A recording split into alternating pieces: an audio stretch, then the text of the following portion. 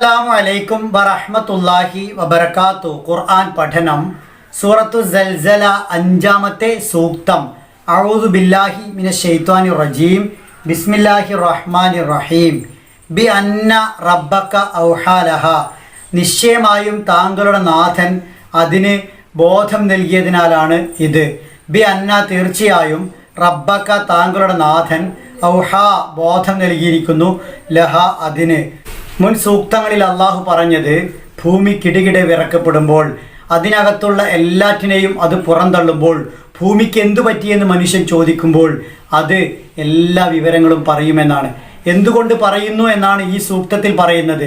നാഥൻ അതിന് വഹി നൽകിയതിനാലാണ് അത് പറയുന്നത്.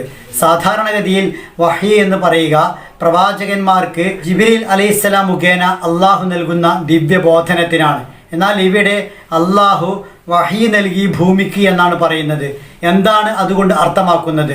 നേരിട്ട് എല്ലാ കാര്യങ്ങളും പറയാനുള്ള കഴിവ് ഭൂമിക്ക് നൽകി ഭൂമിയെ സംസാരിപ്പിച്ചു. അതാണ് വഹി കൊണ്ട് ഉദ്ദേശം. അതല്ല, മലക്കുകളെ ഏൽപ്പിച്ചു, മലക്കുകൾ മുഖേന അള്ളാഹു ഭൂമി കുലുക്കമുണ്ടാക്കി. ആ കാര്യമാണ് ഇവിടെ സൂചിപ്പിക്കുന്നത്. ആലങ്കാരികമാണ് ഇവിടെ വഹി എന്ന പദം ഉപയോഗിച്ചിരിക്കുന്നത്. അള്ളാഹു നേരിട്ട് ഭൂമിയെ കുലുക്കി, കുലുങ്ങിയത് ഭൂമിയായതിനാൽ അള്ളാഹു അതിന് ബോധം നൽകിയെന്ന് പറഞ്ഞു. മറ്റൊരു വ്യാഖ്യാനം അള്ളാഹു ഭൂമിയെ തോന്നിപ്പിച്ചു എന്നാണ്. വഹി എന്നത് തോന്നിപ്പിക്കുക എന്ന അർത്ഥത്തിൽ ഖുർആൻ വേറെ സ്ഥലങ്ങളിലും ഉപയോഗിച്ചിട്ടുണ്ട്. ഔഹൈന ഇലാ ഉമ്മി മൂസ അൻ അർളഈഹി. മൂസയുടെ മാതാവിന് നാം വഹി നൽകി, അവന് നീ മുലയൂട്ടുക എന്ന്. ഇത് ഔഹൈന ഇലാ ഉമ്മിക മാ യൂഹ. വഹിയിലൂടെ നൽകപ്പെടുന്ന കാര്യം നിന്റെ മാതാവിന് നാം ബോധനം നൽകിയപ്പോഴാണ് ഇത്. വൗഹ റബ്ബുക ഇലൻ നഹ്ലി അൻ ഇത്തഖിദി മിനൽ ജിബാലി ബുയൂതൻ വമിനശ് ശജരി വമിമ്മാ യഅരിശൂൻ. നിന്റെ നാഥൻ തേനീച്ചക്ക് ബോധം നൽകി, മലകളിലും മരങ്ങളിലും മനുഷ്യർ കെട്ടിയുയർത്തുന്ന പന്തലുകളിലും നിങ്ങൾ കൂടുണ്ടാക്കുക. മൂസ അലൈഹി ഇസ്ലാമിൻ്റെ മാതാവിന് വഹി നൽകിയെന്ന് പറയുന്നത്, തേനീച്ചക്ക് വഹി നൽകിയെന്ന് പറയുന്നത്, ഇവിടെ ഭൂമിക്ക് വഹി നൽകിയെന്ന് പറയുന്നത് എല്ലാം തോന്നിപ്പിച്ചു എന്ന അർത്ഥത്തിലാണ്. ശക്തമായ ഭൂമി കുലുക്കം ഉണ്ടാകാനും അതിനകത്തുള്ള എല്ലാറ്റിനെയും പുറത്തിടാനും എല്ലാ വിവരങ്ങളും വൃത്താന്തങ്ങളും പുറത്ത് പറയാനും ഭൂമിക്ക് അള്ളാഹു തോന്നിപ്പിക്കുകയാണ്. അള്ളാഹു ഏതൊന്നിനു തോന്നിപ്പിച്ചോ അതെല്ലാം പറയും.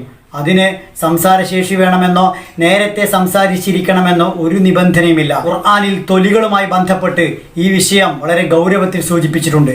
ഹത്താ ഇദാ മാ ജാഊഹ ഷഹിദ അലൈഹിം സംഉഹും വ അബ്സ്വാറുഹും വ ജുലൂദുഹും ബിമാ കാനൂ യഅമലൂൻ. അവരവിടെ എത്തിയാൽ അവർ പ്രവർത്തിച്ചു കൊണ്ടിരുന്നതിൻ്റെ ഫലമായി അവരുടെ കാതുകളും കണ്ണുകളും ചർമ്മങ്ങളും അവർക്കെതിരെ സാക്ഷ്യം വഹിക്കും.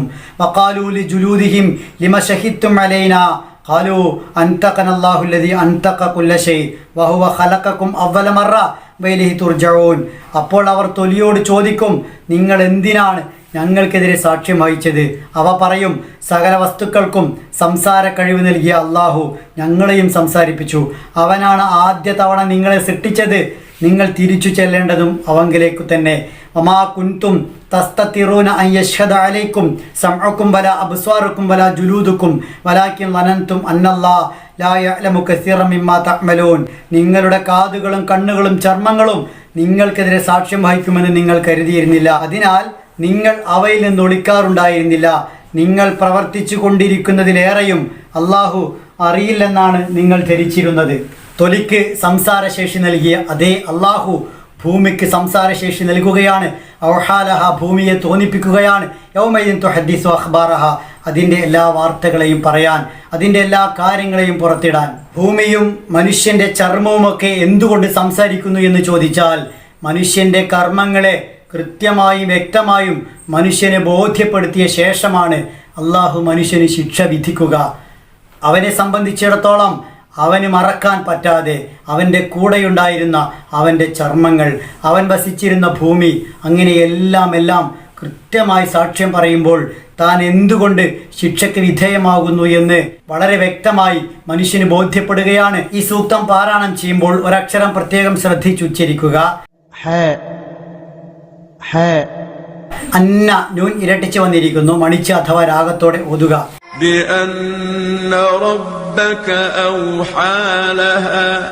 അല്ലാഹു സുബ്ഹാനഹു വ തആല നമ്മെ അനുഗ്രഹിക്കുമാറാവട്ടെ.